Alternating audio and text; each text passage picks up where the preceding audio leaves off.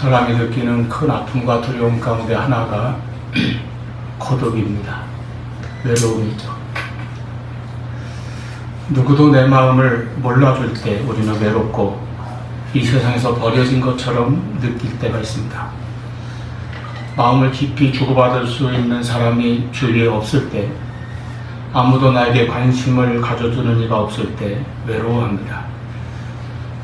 마음이 통하지 않고 대화가 통하지 않으면 같이 있어도 외롭습니다.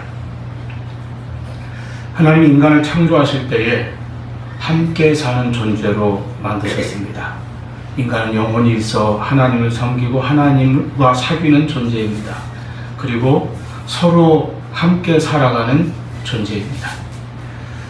사실 오늘날은 사람들 사이가 더 가까워진 것 같으면서도 가장 외로운 사이이기도 합니다. 예전에 비해서 사람 만나기가 얼마나 간편해졌습니까? 예전에는 멀리 떨어지는 편지로 며칠 걸려서 소식을 주고받습니다. 전화를 해서 약속을 정하고 만난 다음에야 얼굴을 한번 보게 되었죠. 지금은 스마트폰으로 언제든지 연락할 수 있고 바로바로 얼굴 보면서 영상통화도 할 수 있고 어떤 사진이든 수많은 자료나 정보도 즉각적으로 주고받을 수 있습니다. 내 전화기에 수많은 이름과 연락처가 저장되어 있어도 그래서 언제라도 순간적으로 연락할 수 있지만 정말 내 마음을 알아주고 서로 마음이 통하고 대화라는 것을 나눌 수 있는 사람이 얼마나 됩니까? SNS 친구에 수백 명, 수천 명이 있어도 정작 내 마음속의 이야기를 귀 기울여 깊이 들어줄 사람이 얼마나 됩니까? 현대사회에서 많은 사람이 느끼는 고독과 외로움이 있습니다. 모두가 바쁜 일상, 치열한 경쟁, 그리고 관계의 단절, 저마다 각자의 그 좁은 울타리 안에 살아가는 이런 가운데 느끼는 내면의 공허함과 고립감이 깊어지고 있는 것입니다. 그래서 외로움은 단지 사람이 곁에 없을 때만이 아니라 누군가 이렇게 항상 연결되어 있어도 진정으로 이해받지 못할 때에 찾아오기도 합니다. 사람의 고독은 불안을 가져옵니다. 혼자라고 하는 불안이죠. 내 편이 없다고 하는 불안입니다.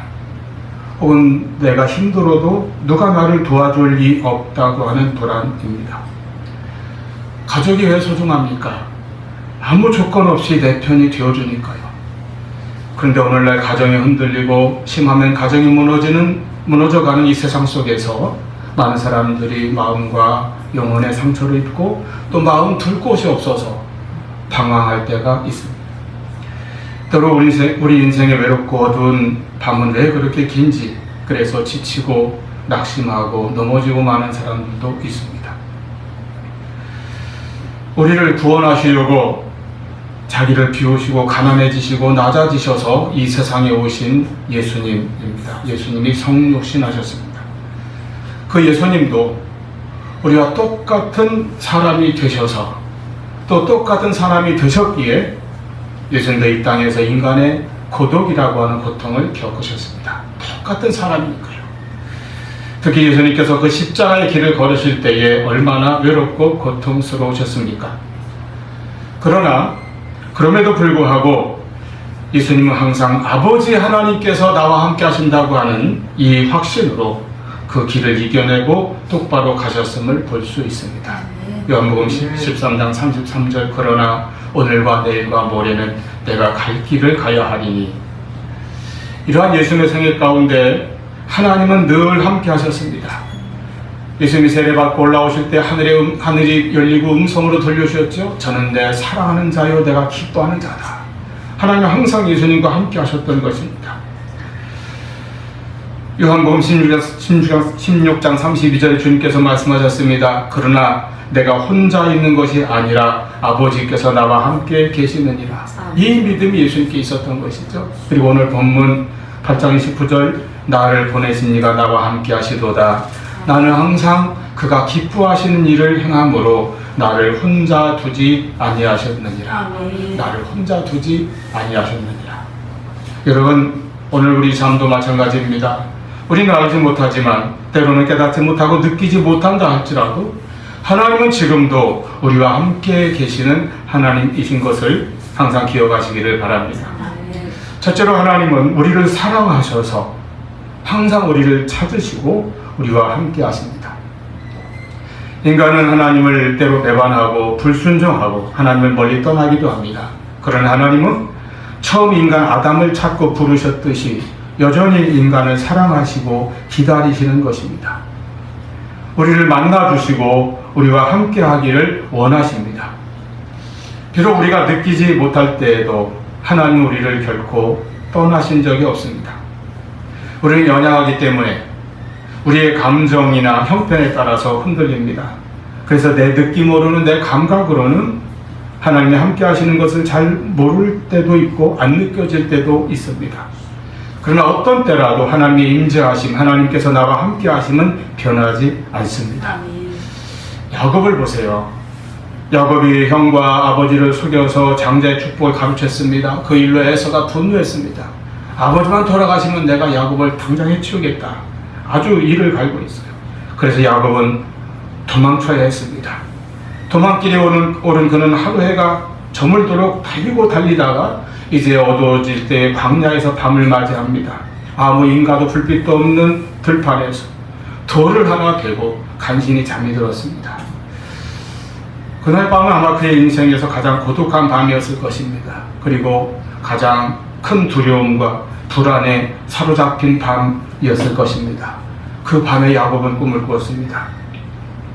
자기가 누워있는 그 들판, 그 땅에서부터 하늘에까지, 하나님 계신 곳까지 사다리가 놓여있는 꿈입니다. 그 사다리 위로 하나님의 사자들, 천사들이 오르락내리락 하는 광경을 보았습니다. 그리고 하나님의 말씀이 들려왔습니다. 나는 너의 조부 아브라함의 하나님이요 이삭의 하나님이라. 창세기 28장 15절 내가 너와 함께 있어.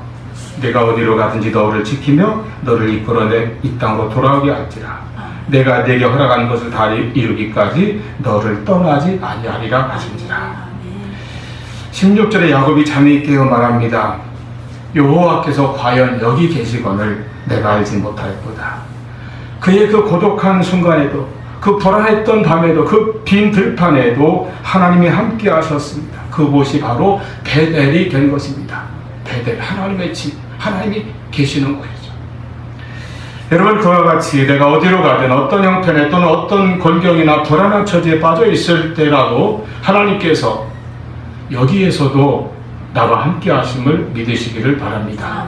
나를 혼자 두지 아니하시고 함께 하신 하나님이십니다. 스바전이 말했습니다. 하나님이 우리와 함께 하신다는 이 사실 하나만으로도 우리는 어떤 폭풍 속에서도 안전합니다. 이스라엘의 영도자 모세가 이제 나이 많아 죽고 젊은 여호수아가 그 뒤를 이어서 이스라엘 백성들을 인도하게 되었습니다. 더욱이 그에게는 그들을 이끌고 이제 드디어 가나안에 들어가야 하는 막중한 책임과 사명이 주어졌습니다. 그의 마음이 얼마나 무겁고 부담감이 얼마나 컸겠습니까? 그러한 무거운 짐이 그에게 두려움을 가져다 주어 그의 마음을 짓누르고 있었습니다. 그때 여호와께서 말씀하십니다. 여호수아 1장 5절 내가 모세와 함께 있었던 것 같이 너와 함께 있을 것이라. 내가 너를 떠나지 아니하고 버리지 아니하리니. 6절 강하고 담대하라. 9절에도 내가 네게 명한 것이 아니냐 강하고 담대하라. 두려워하지 말며 놀라지 말라. 네가 어디로 가든지 나 하나님 내 여호와가 너와 함께 하느니라. 할렐루야. 아멘.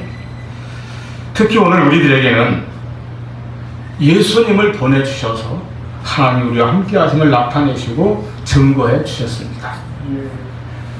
예수님께서 나를 위해 이 세상에 오신 것이 나와 함께 하시는 하나님에 대한 가장 확실한 살아있는 증거입니다.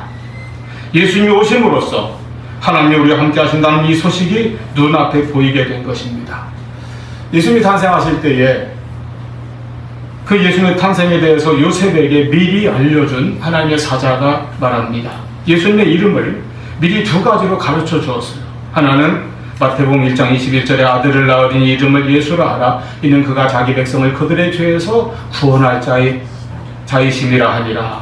예수님은 우리를 구원하시려고 오심을 알려주었습니다. 그 다음에 또 하나는 23절입니다. 보라, 처녀가 잉태하여 아들을 낳을 것이요 그의 이름은 임마누엘이라 하리라 하셨으니 이를 번역한즉 하나님이 우리와 함께 계시다 함이라. 여러분, 예수님의 또 다른 이름 임마누엘입니다. 하나님이 우리와 함께 계시다. 그러므로 예수님을 믿는 사람에게는, 예수님을 영접한 사람에게는 하나님이 함께 하실 수밖에 없습니다.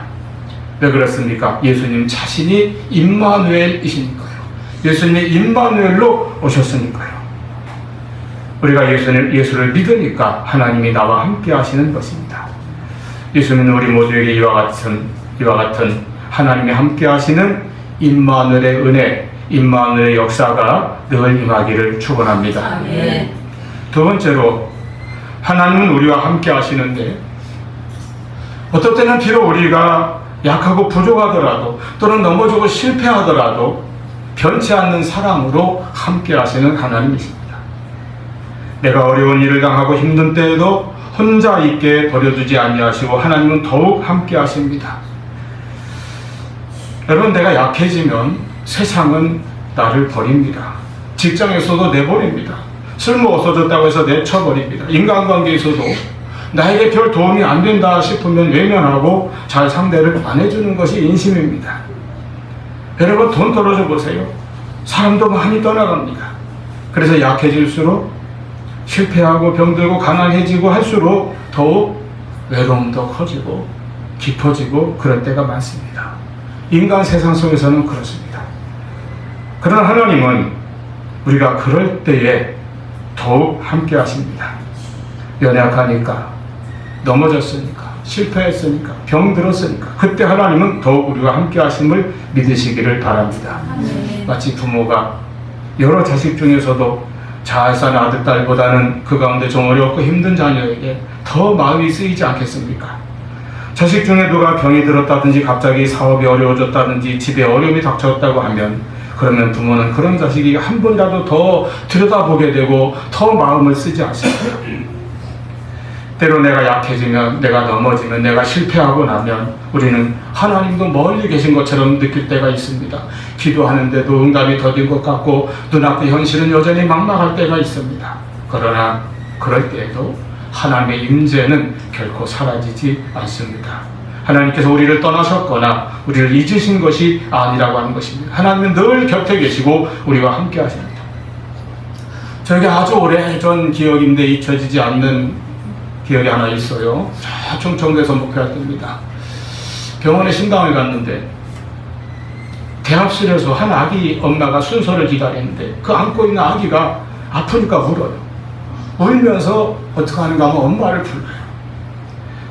엄마는 그 아이를 품에 안고 있는데 아기는 너무 아프니까 자꾸 엄마를 찾는 것을 보았습니다. 내가 아파서 또는 내가 우느라고 알지 못하고 깨닫지 못하고 볼 수 없어도 하나님께서는 항상 우리를 품에 안으시고 버려두지 아니하시고 우리와 함께 하시는 것을 기억하시기를 바랍니다.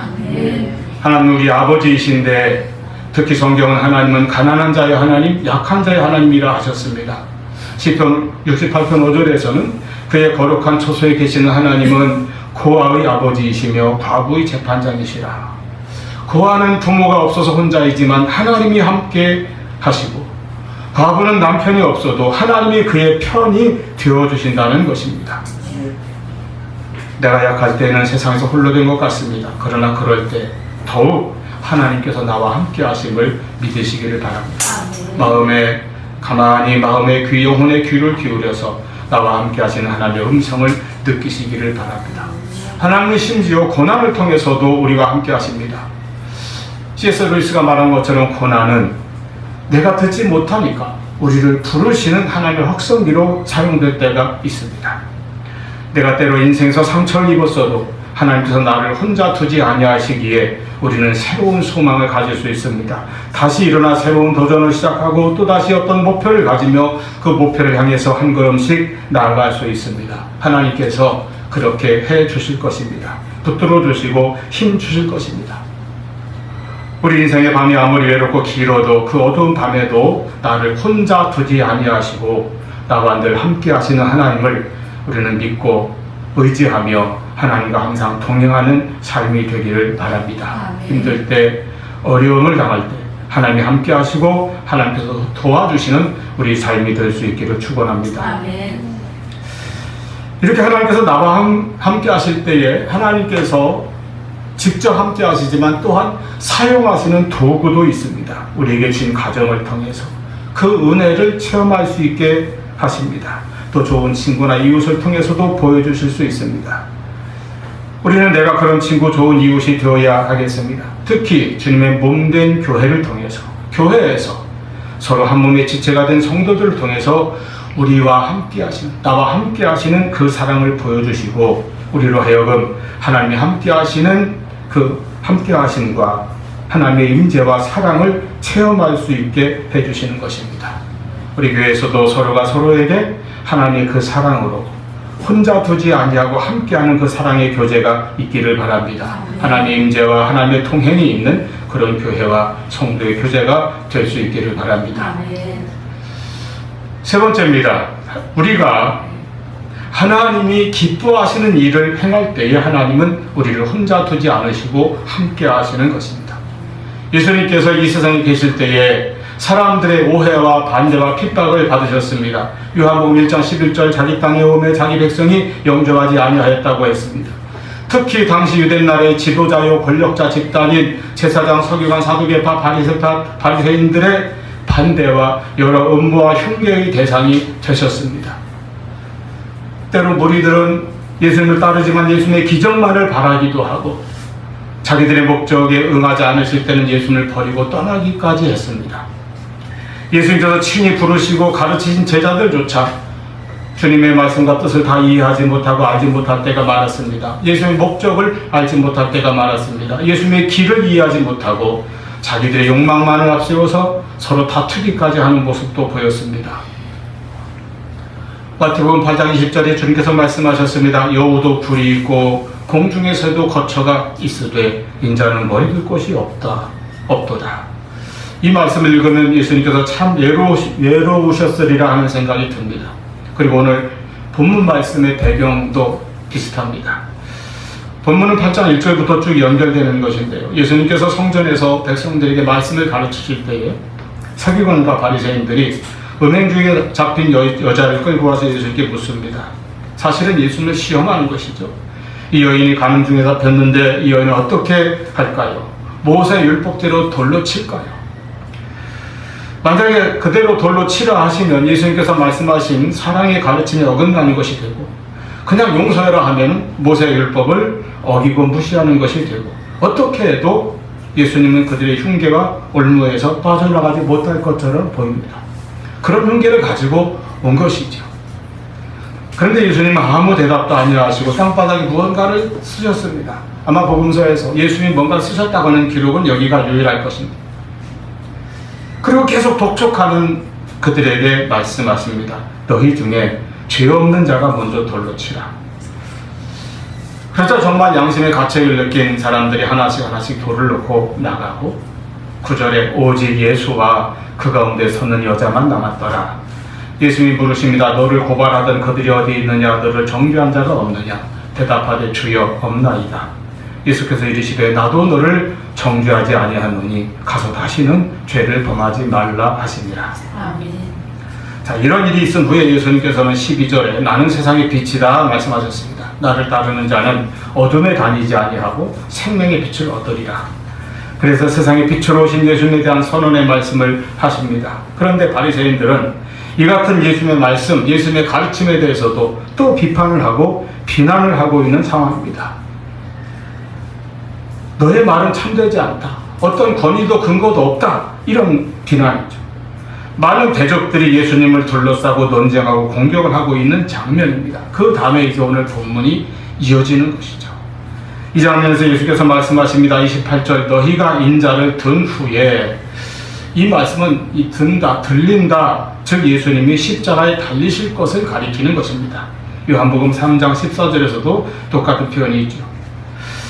그때에 십자가에 달린 후에 또는 부활 승천하신 후에야 예수님이 하나님이 보내신 메시아요, 예수님은 온전히 하나님의 뜻을 따라서만 말씀하시고 사역하신다는 것을 너희가 알게 될 것이라고 하셨습니다. 그리고 29절입니다. 나를 보내신 이가 나와 함께 하시도다.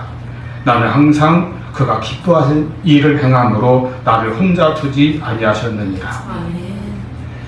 예수님이 세상에서는 고독하고 수많은 대적자들에게 둘러싸여 있으나, 그러나 주님은 하나님께서 나와 함께 하신다고 하는 그 믿음, 그 확신을 분명히 가지고 계셨습니다. 나와 함께 하시도다. 하나님께서 보내셨고 하나님께서 함께 하십니다. 그리고 예수님께서 하나님의 뜻에 따라 이 세상에 오셔서 하나님의 기뻐하시는 일을 행하셨기 때문에, 인류 구원이라고 하는 하나님의 기뻐하시는 그 일을 행하셨기 때문에 하나님께서는 예수님을 혼자 두지 아니하시고 항상 함께 하셨다는 것입니다. 여러분, 그와 같이 우리도 하나님의 뜻에 따라 살며 하나님께서 기뻐하시는 일을 행할 때에 하나님은 분명히 우리와 함께 하시는 것입니다. 우리가 내 정욕대로 살지 아니하고 세상의 방식대로 살지 아니하고 하나님께서 기뻐하시는 삶을 살 때에 하나님께서 우리와 함께 하십니다. 요셉이 세상이 주는 육신의 시험을 이기고 하나님 앞에서 행하고 하나님 기뻐하시는 모습으로 섰을 때에 그가 어디를 가든, 심지어 감옥에 갇히게 되었을 때라도 하나님이 그와 함께 하셨고 그를 형통하게 하셨습니다. 또 하나님이 기뻐하시는 삶의 모습을 보여준 분이 다니엘입니다. 다니엘이 나라를 잃고 바벨론에 끌려갔을 때에 그는 거기서 자기 인생을, 자기 팔자를 바꿀 수 있는 좋은 기회를 얻었습니다. 그런데 그러려면 신앙에 어긋난 음식을 먹어야 했던 것이죠. 그때 그는 마음을 정하고 뜻을 정하고 그런 음식으로 자기를 더럽히지 아니하기로 정합니다. 그리고 그렇게 실천했어요. 자칫 모든 특혜와 기회를 잃어버릴 수도 있었습니다. 그러나 그때 하나님이 그와 함께 하셨습니다. 가장 뛰어난 지혜를 주셨습니다. 그의 지위를 더 높여주셨습니다. 다니엘의 친구들인 사드락과 메삭과 아벳느고, 이들은 왕이 세운 거대한 금신상 그 우상 앞에 절하지 않았습니다. 왕의 명령에도 불구하고 또는 회의와 협박에도 불구하고 그들은 신앙의 정절을 굳게 지킵니다. 이 믿음의 결단과 이 희생은 분명히 하나님을 기쁘시게 했습니다. 그들은 풀무불 속에 던져졌습니다. 그러나 하나님은 그 불 속에서, 불 가운데서도 그들과 함께 하셨습니다. 던져진 사람은 3명인데 4사람이 걸어다니는 것을 모두가 보게 되었습니다. 다니엘의 목숨을 걸고 기도했습니다. 하나님 함께 하셨습니다. 그는 원수들의 음모대로 사자굴에 던져졌을지라도 그 속에서도 하나님이 함께 하시고 지켜주셨습니다. 우리가 하나님의 뜻대로 살고자 하면, 하나님을 기쁘시게 하며 살면, 순종하면, 충성하면, 헌신하면 하나님이 함께 하시는 것입니다. 사도 바울은 항상 내가 사람을 기쁘게 하랴, 하나님을 기쁘시게 하랴 하는 가치관을 가지고 살았습니다. 갈라디아서 1장 10절, 내가 지금 사람들의 마음을 기쁘게 하려 하고 있는가? 아니면 하나님의 마음을 기쁘시게 해드리려고 하고 있는가? 아니면 사람의 환심을 사려 하고 있는가? 내가 아직도 사람의 환심을 사려 하고 있다면 나는 그리스도의 종이 아닙니다. 라고 선언했습니다. 제가 세 번역으로 읽어드린 거예요. 여러분, 하나님을 기쁘시게 하는 신앙으로 살아가시기를 바랍니다. 우리가 하나님을 기쁘시게 하는 것은 물론 예수 잘 믿는 것이죠. 복음 안에서 바른 신앙생활을 하는 것입니다. 예수 잘 믿으면 이 땅에서도 하나님 함께 하시고 장차 영원히 우리와 함께 하시려고 우리를 불러가시는 것이 천국입니다.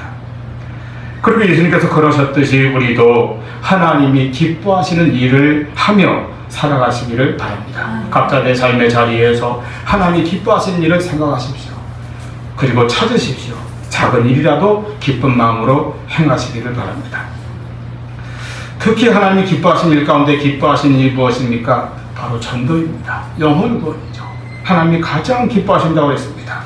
그러므로 내가 한 영혼을 구원하기 위하여 기도하고 눈물 흘리며, 그리고 그를 위하여 사랑을 베풀고 항상 좋은 관계를 유지하고, 그래서 복음을 전할 때에 하나님이 기뻐하시는 것입니다. 그리고 하나님 우리와 함께 하시는 것입니다.